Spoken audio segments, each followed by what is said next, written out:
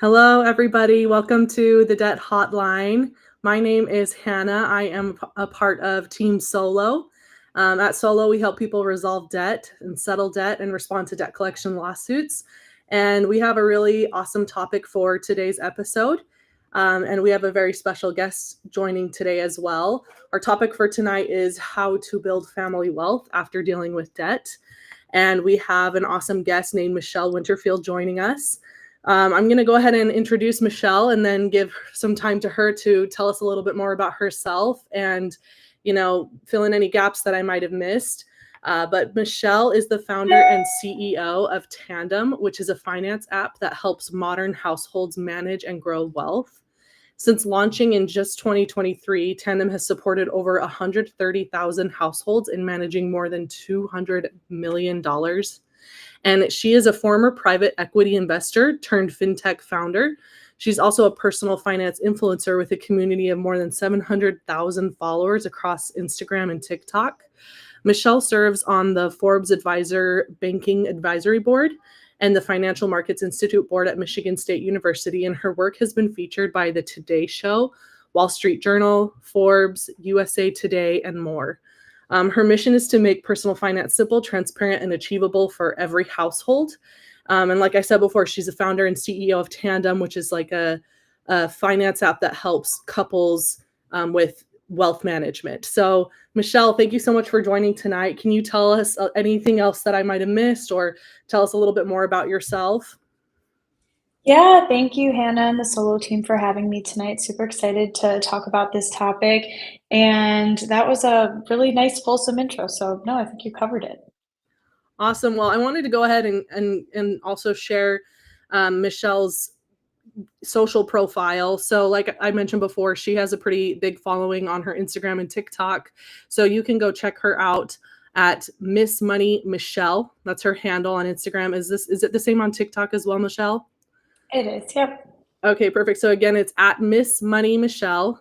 And I went ahead and shared that for anyone watching live. But yeah, thank you so much again for joining, Michelle. We're excited to have you. Can you tell us a little bit more about how Tandem works and what you do to kind of help as the CEO of Tandem? Yeah. So I'll give you a little bit of the impetus behind it and then share how it works. But basically, it was born out of a personal pain point. So I moved in with my now husband years before we got engaged, as like 80% of couples in the US today do. And the very first financial experience we had was, how do we manage all of these new joint expenses?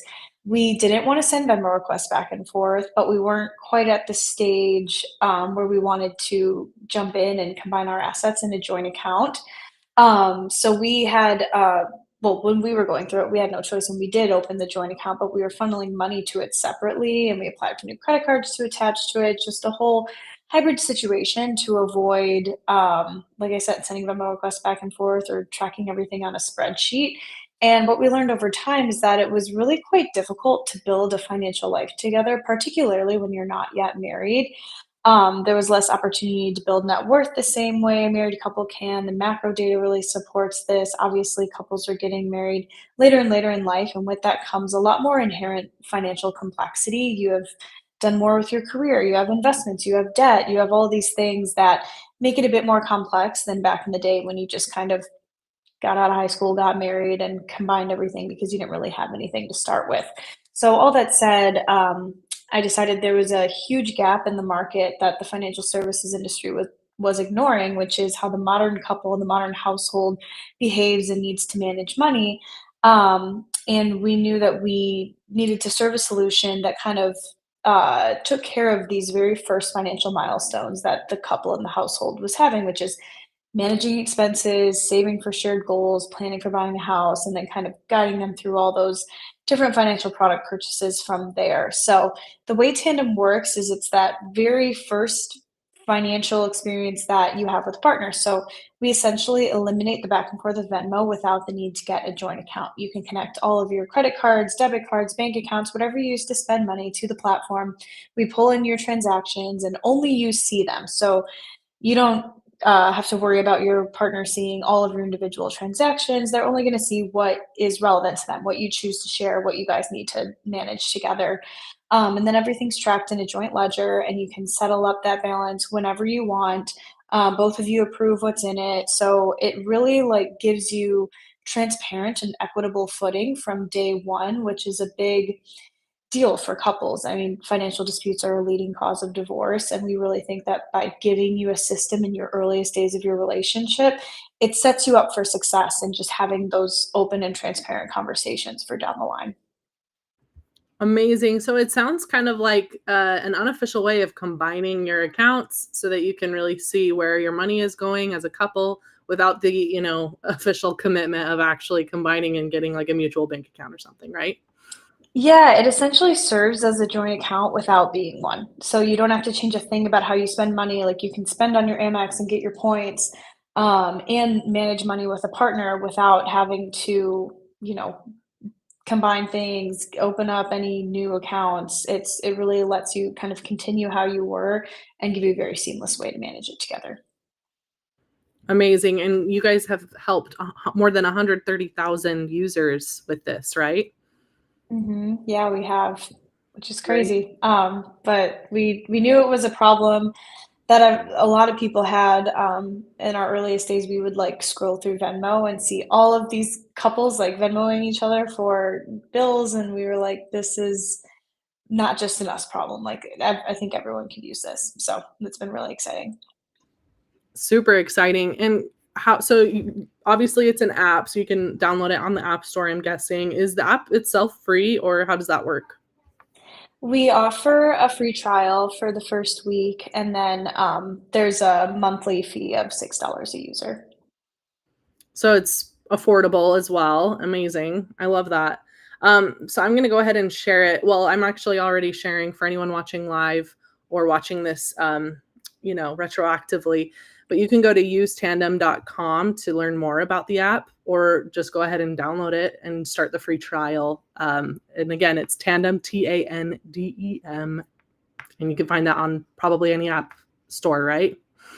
Yep, on the Apple App Store. Love it. Okay, cool. Well, can you tell us, and based on your experience, and it sounds like you created Tandem, obviously from a personal pain point you mentioned. So can you tell us from your own experience, like if you were dealing with debt, or if someone were dealing with debt, what would you recommend to be the first step that they should take to start building wealth after dealing with debt? I think really once you kind of crawl out of paying off debt, and I think about debt in a few different ways. Like there's the harmful debt, which is credit card debt and the really high interest stuff that kind of holds you back. And then there's debt that can be used as a tool that's very helpful, like your mortgage, your car loan. Those are typically very affordable interest rates, and you shouldn't be trying to buy an entire house with cash, nor do I think many people can these days. But once you're kind of in the clear and ready to start growing and building your wealth, I think you just really need to start taking advantage of all the compound interest that you can and like free money. One of my favorite things to share with my audience is like so many people don't utilize the 401k match that their employers offer. It's like that's free money. You have to, if nothing else, like max out that because you're going to get the 1-to-1 up to 6% or whatever they offer. So little things like that. And there's a very like kind of strict order down the line of wealth building that I think people should follow. And I think it starts with having like 6 to 9 months of expenses saved in a high yield savings account. That's for your emergencies. So if you lose your job or you run into a medical emergency or something with your house and you need to be able to pay it off or afford living, you need to have some sort of cash reserve that is growing, not at the nominal traditional savings account at just your bank. So I would always say put it in a high yield savings account. And then from there, you can start investing your money. Um, Obviously, maxing out the 401k, the IRA, all the tax advantaged accounts, and then getting into a brokerage account where you can kind of invest in the broader stock market. Um, but that's typically how I think about it is kind of in a phased approach of where you're taking advantage of the most lucrative things like the free money, the easy compound interest, saving cash for expenses, and then getting to your investing so you can start earning that compound interest as soon as possible because time is your biggest asset when building wealth. I love that, and, I think that, most couples in the United States today are probably dealing with some sort of level of debt, whether it's, like you mentioned, kind of those more beneficial debts like a mortgage or a car loan, etcetera. But I think many, probably majority, are also dealing with high interest credit card debts. And so my next question for you is, how can couples and families get on the same page financially without having, you know, overwhelming stress or conflict arise in their relationships? Like do you have any thoughts on how to navigate those debt issues, try to build wealth together as a couple without facing conflict? Yeah, 100%. We think about this all the time. We talk to our users in our community about this all the time. I think it's like the biggest thing that holds people back in relationships is this stigma around money and being scared and anxious or tense about talking about money. I really think if you can flip the narrative and flip the mindset at which you go into this topic with your partner, like you should be excited about building a life with your partner and building wealth. And even if you're starting from ground zero or even below that because you have debt that you're crawling out of from school or credit cards or whatever, like everyone can do it. It is so possible. And you have to have that kind of optimism going into these conversations and lean on each other to help one another out. Um, so instead of coming from that place of anxiety and tenseness, like you kind of got to push through that fear and just be open with your partner and like here's where I've messed up, here's where I want to do better, here's what I'm learning. Like what about you? Where are you on the spectrum of these topics? Um, One crazy stat we came across when starting the company was that like over half of Gen Z and millennial couples and households keep a financial secret from their partner, and most of the time it's debt. And it's just such a tough way to start out a relationship because eventually things come out. Like if you get married and you do end up combining finances or having to go and try and buy your first home and then one person has a terrible credit score and it's like, oh my god, I didn't know you had that. It just causes so many issues down the line that if you can kind of be open about it, excited about building a future together, and have that conversation probably much earlier than people think you should. That is really how you can best set yourself up for success financially with your partner and then ultimately with your household and your family. I love that. I agree. I think open and honest communication is the key to, avoiding any sort of conflict, but also resolving conflict. And, just speaking from my own personal experience, I love what you said about optimism. I tend to be kind of a realist, at times, maybe even a pessimist at best.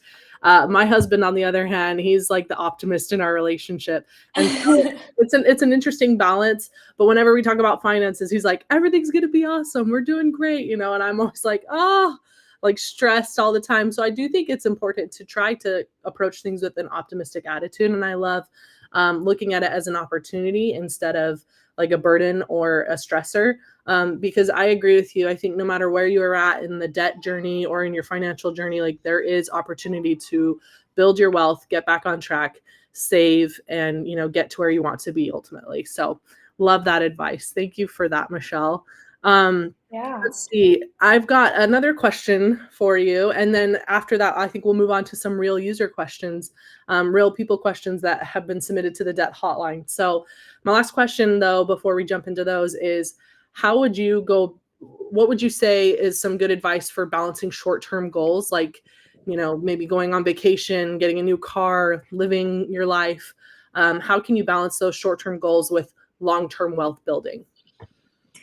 Yeah, so I think if you never spend your money, you're not living your life. You want your foundation to be set, of course, like try and pay off these higher interest items, but don't feel like you need to be completely debt free to enjoy your life. And like we talked about, debt can be used as a tool. Um, but I think, being able to go on a trip or save for a new piece of furniture or something that makes you happy, it only continues to incentivize and motivate you to continue building wealth and seeing like, oh wow, like when I save and am finally able to buy this thing, like how good does that feel? I accomplished that. I did that for me. Um, so I think, there are certain situations where it's like, okay, we shouldn't spend on a European trip right now because we are paying 23% on our credit card. But once you get to a spot where maybe you've paid off all of your high interest debt, and you're managing everything else, you can set aside some money that at least, like I said, maxes out your 401k or your annual IRA contribution. And then whatever's left over, you can either I like to use a high yield savings account for short term goals. And because it's easy to take in and out, you don't have a tax burden. Um, but you can use that for, say, a trip or something you want to buy yourself. It can be big, it can be small, but you have to be able to live your life and enjoy your money along the way, or else it becomes so daunting because you feel like I'm not seeing any benefit from this. I'm just like trying to save, trying to crawl out of debt, and I think it creates some confusion in people's kind of minds and a lot of negativity around money. So I think you have to be smart about it, but you should always be gunning towards some sort of short-term goal that, you can achieve relatively quickly to kind of keep yourself going and keep yourself motivated. I agree with that. Like if you're just saving up money all the time without being willing to spend and enjoy every once in a while, it might just feel stressful and with Yeah, little reward, you know? So it's not fun or exciting. yeah. I love that. Well, I think we're good to just jump into some real questions. We've got several questions that were submitted to the Debt Hotline. And just for anyone watching or listening, we accept questions at the Debt Hotline. We have a phone number, which is 801-613-8181, where you can call and submit your questions about debt. Primarily at Solo, we deal with debt topics, but we often have guests who will join our podcast and we'll talk about other financial topics as well. We've had a real estate broker come on. We've had, founders like Michelle who are helping with other financial wealth building apps and tools. So, you can ask questions specifically about debt, or you can ask questions about finance and building your wealth, etc. So give us a call at 801-613-8181. That's the Debt Hotline. And with that being said, we'll jump into some real questions that we've received at the Debt Hotline. Our first question comes from Ashley in North Carolina. Ashley says, I just finished paying off $22,000 in credit cards. My score is still in the low 600s. What is the best way to start building wealth with such a low credit score? Any thoughts on that? Um, yeah, first, congrats. That's not easy to do. That's a lot of money to pay off. So you should be proud of that. Um, and I would say now that you've kind of gotten on the other side and out of the super high interest debt, not to be repetitive, but I would kind of go through that order of operations of investing in wealth building, which is now start to work on your emergency fund. Try and calculate how much money you spend each month on necessities. So, like your rent or mortgage, your groceries, your utilities. Like, what do you absolutely need to live? And make sure you can handle like 6 to 9 months of those expenses should anything ever happen to your job or your money or whatnot. And then from there, I would take total advantage of your tax advantaged account. So that's your 401k, your IRA, your HSA, if your employer offers you one, because you're going to be able to make even more money on those investment accounts because of the tax benefits that are offered. So I like to say the 401k match, then max out the IRA, then you can go back to the 401k, do the total annual contribution, max out the HSA because it has a triple tax advantage. And then you can do a traditional brokerage account where you're just investing in the broader stock market. And if you've never heard of those accounts, I know that sounds overwhelming, but it is really honestly quite easy to pick up and get started, if you just kind of sit down and do it. And then lastly, as it relates to the credit score, there's little things you can do to improve it. Obviously, like paying off your credit card in full and on time each month is key, but you can call up your credit card provider and ask for an increase to your credit limit, which will lower your credit utilization rate, which is a big factor that goes into your credit score. So there's little hacks you can do along the way that can just start to put you ahead. But I would also say, like, be patient with yourself. Don't expect to fix everything overnight. It's like little by little being able to put money away and avoid getting back into credit card debt will go a long way. Yeah, and I would guess, Ashley, that paying off that $22,000 in credit card debt will help your score improve itself. So, I think huge congratulations to you for getting that paid off. That's a pretty big amount of debt, and I'm sure it took a lot of dedication and discipline to get that paid off. So I'm sure that you'll see the benefits on your credit score. I'm sure it'll go up soon. But yeah, I think Michelle also shared some wonderful advice on other ways to build wealth without, if you can't afford a mortgage right now, there are other ways to build wealth. So love that. Okay. Next question is David in Texas.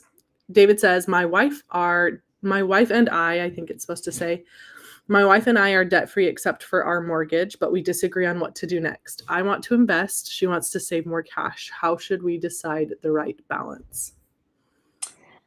Yeah, I think this is a common thing that couples come into. Sometimes there's someone who's a bit more aggressive with money and someone who's a bit more conservative or maybe scared to lose money. I think you can do a mix of both. And this, of course, like, you both need to be on the same page. You need to talk about it and like align on it. I don't think it's ever smart for one person to just go rogue and start doing what they want with your money that you share.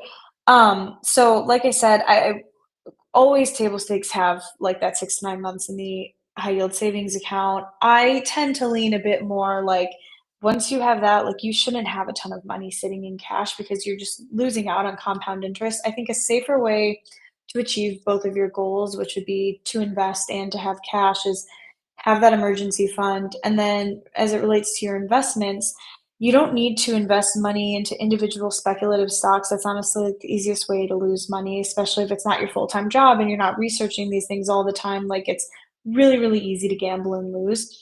So as it relates to investing, I would invest in open a free brokerage account and invest in an index that tracks the broader stock market. I use Vanguard and their ticker VOO, which just tracks the S&P. But on average, that's returned 10% a year over the past 100 years. You need to inflation adjust that, so it's probably more like 7%. But either way, there'll be years where you lose a bit or gain a bit, but on the whole, it's always gone like this. So it's a safe way to earn much more than you will in a savings account, without necessarily taking on that risk of, wow, my money can go to zero, because historically it has not done that. So that's how I would approach it. But great that you both are even talking about it together and like having an opinion to sort through. Yeah, I agree. And hopefully you guys can get on the same page. But it sounds to me like, Michelle, long story short, you would probably recommend investing the cash instead of just letting it sit in a bank account, right? Once you have enough to cover like those emergency expenses, yes, I wouldn't let it sit in the bank account. You're losing money that way. Awesome. Also, I forgot to mention this earlier, but while Michelle is like a finance expert, and at Solo we help people navigate legal debt issues, neither of us are, please don't consider any of this advice like personal financial advice. We're just trying to speak to the general topic at hand and give some resources and point people in the right direction, but don't necessarily constitute any of this as legal or financial advice for anyone listening or watching. Cool. Well, our next question is from Monica in Florida. Monica says, I've been debt-free for a year, but I feel stuck financially. I have $4,000 in savings and don't know whether to invest or keep saving. What should my priority be? This is kind of similar to David's question, right? I think there's probably a lot of factors that would influence Michelle's answer, but I think depending on if you've got that emergency savings saved up, and whether or not you have specific investing goals or financial goals that, short-term goals, maybe you're trying to save up to buy a house or whatever. Michelle, what would you say though? Do you think it's best to keep that 4,000 in savings, or should Monica go ahead and invest it? Yeah, and I know I laid out my order of operations, and that is like a general rule of thumb, but it's not so rigid. And I think if you are, able to start having some money now, it's not a bad thing to save some in the emergency fund and start investing some, so you can start to just get used to it and start generating some wealth and seeing like how the market works and how your money grows. So you can take, the percentage is up to you and what you feel comfortable with. But say you put 3,000 of that in the high yield savings, and then you take 1,000 and open up a brokerage account or invest that in your 401k or your IRA. I think that's like a great way to get started. And another thing I want to mention for people that are, able to start saving and investing is you need to treat that kind of monthly contribution is probably the easiest way to do it. Treat that as a bill. So if you're saving $100 every month, whether you're putting that in investments or in your high yield savings account, don't look at that as an optional thing. If I have money left over, I'll get to it. Like make that a this treat it the same as you do a utility bill. Like I have to pay for my electricity, I have to fund my investment account. Like every month that has to come out, and whatever's left over after that is more of like the fun money and what you use for dinners and all those, more discretionary expenses. And I think like automating those investments and really looking at them that way can help flip how you view it and kind of stop you from skipping out on doing it each month. Yeah, I love that. I think that investing in general is often just a mindset game, right? And it can be intimidating, especially you're mentioning all these different like accounts, tax-free, tax benefit accounts. But I think sometimes what I hear is just like a bunch of acronyms, like Yeah. IRA, 401k, and it can be kind of intimidating to understand all the differences between all these different types of accounts. Michelle, do you have any advice on how, like, the best way to learn about them and really gain a deep understanding of the different accounts and options available for investing? Yeah, 100%. And I always feel for people that don't come from finance background, like you're a teacher, you're a nurse, or you do something totally unrelated. But everyone needs to know a little bit about finance, and it's hard because like who has time to sit down and then study and learn about investing? So that's why I really think if you can just learn the basics and do like automate what you can, you will be setting yourself up to be ahead of like 80% of the population. Um, so I think the easiest way to learn about it, there's a lot of great articles out there. There's a lot of great finance creators. Um, but I would just do a quick search on like tax advantage accounts and order of investing. And there's really not that many. There's like four that I mentioned. Hopefully, if you are employed, your company has at least introduced, I know they don't do a great job all the time of teaching you about it, but introduce that you have access to a 401k. That's just a way to save for retirement. So that's money that you put away and you don't touch it until you're done working, because there's penalties if you do. So you have to think about that as like this money goes in and I do not see it for a very long time. And that's so when I turn 65 or whenever you decide to retire, I can live and I don't need to work until I'm 80. Um, so I would really try and learn just what are those what's called tax advantaged accounts, and that's just 401k, the IRA, which is an individual retirement account. That's something you can set up on your own. And then the third is an HSA, which is a health savings account that has to be provided to you by an employer, but that can be used for qualified medical expenses, and you can actually invest them, which is why I include them as an investment account. A lot of people just keep their $500 in there that their employer gives them and they use it for medical bills. But like if you're able, the best way to utilize that is to invest that balance every year and don't touch it for the medical expenses because it'll grow and you'll gather more compound interest. So um, there's a bunch of great articles and stuff out there that simplify that down, and if you can spend, like, 20 minutes just reading through it and then go talk to your HR department about it, you're gonna be in such a good position, and I know it's painful and it's so dull for most people, it's, like, not interesting like it is for us sometimes, but, it's really important, and everyone has to deal with finance and money, so, I would try and have a basic understanding and don't worry about the really complex stuff and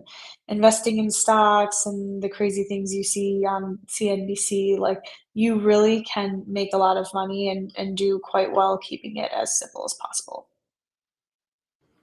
Love that. Very well said.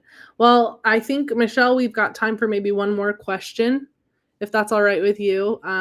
Yeah. This question is coming from one of our live viewers. So this question comes from Jen, and it looks like there are two parts to this question. Jen says, would you recommend an extra income or job or budgeting with one income to build wealth as the easier method? That's a great question, and I know people are having to take on more than one job these days to keep up with expenses and all of that.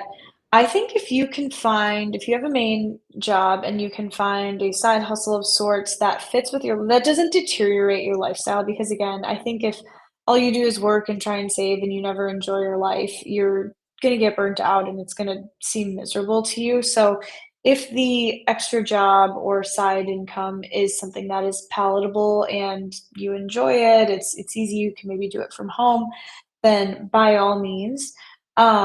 But if not, and it's really going to just cause more stress and harm than good, then I do think you can do a lot with budgeting and really teaching yourself to spend within your means and start to learn to save and invest as if it's a bill. Um, and that can get you quite far as well. Every situation is different. But if the just to summarize, if the side job is enjoyable and helps you get further, then by all means, I think those are great to do and sometimes lead you into a whole new career path that you didn't know you could do. I think that's great advice. I think it totally depends on your personality. Like if you're just a busy bee and you really like to work, maybe picking up an extra job would be the best way to build that wealth. But if you're kind of more like me and you like to spend a lot of time with friends and family and maybe have like a really good work-life balance, budgeting might be the better way to go about saving and building wealth. So great advice. Um, Jen had one other follow-up question, and I think it's a really good one. So I'm just going to share this one as well.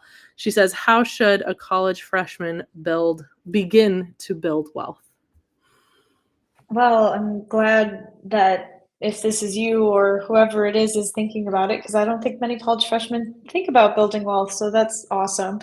Um, I think, if you have earned income, you can open up an IRA and you can start investing in a tax advantaged way. Anyone can do that. Like the easiest way, I did 3 simple steps is you can use any platform you want, but I just always say Vanguard because I think they have low expense ratios. So like go to Vanguard, open up a individual retirement account and start putting as much into that as you can. The max is, I don't want to get the max wrong, but it's around $7,000 a year annually, depending on the year. I would start like with that if you have nothing else kind of set up as it relates to investments.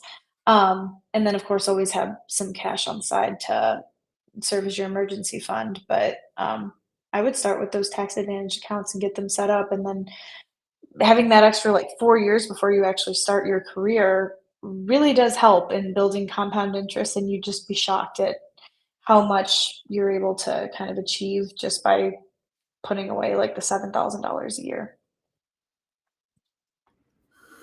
Great advice. Well, I think we'll go ahead and wrap things up.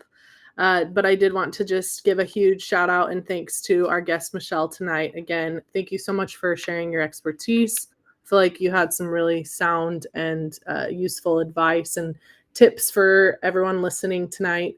And, I love what you're doing at Tandem. I think that I think back to I've been married for 7 years now, so my husband and I are Nice. for the most part on the same page financially, but I think back to the early days and how nice it would have been to have some sort of extra resource to combine our accounts and figure out where we're at financially and really start that foundation. So I love what you're doing at Tandem. It sounds like it's making a huge difference for, you know, thousands and thousands of people. Do you have any other last words for any listeners on the topic of building wealth as a family, especially after facing debt issues? Um, no, I would say just flip the narrative, like be excited about it. Building wealth and building life together is so exciting and allows you for so much flexibility down the line that if you come at it in a very positive way and, feeling good about the future and what you can do together, you're going to get a lot farther. So I would say just be excited about it and start building the future together. I love that. That's inspiring me even 7 years into a marriage with my husband. I feel like I could definitely flip the narrative personally a little bit. So thank you for those, words. And for everyone listening, thanks so much for tuning in. Again, this is the Debt Hotline, and we take calls and answer questions about debt every single week. We do 2 episodes a week. So if you have questions about debt or even financial questions, give us a call at 801-613-8181, and we'd be happy to help and answer your questions and hopefully point you in the right direction. And for anyone out there listening who is dealing with debt, whether you've been sued by a debt collector or you're just trying to settle a credit card debt, you can go to solosuit.com and find solutions to help you respond to lawsuits, negotiate with creditors and collectors to settle your debt for less, and just ultimately to resolve your debt so that you can then turn around and build wealth. Thanks again, Michelle, for joining. Thanks everybody for listening. This is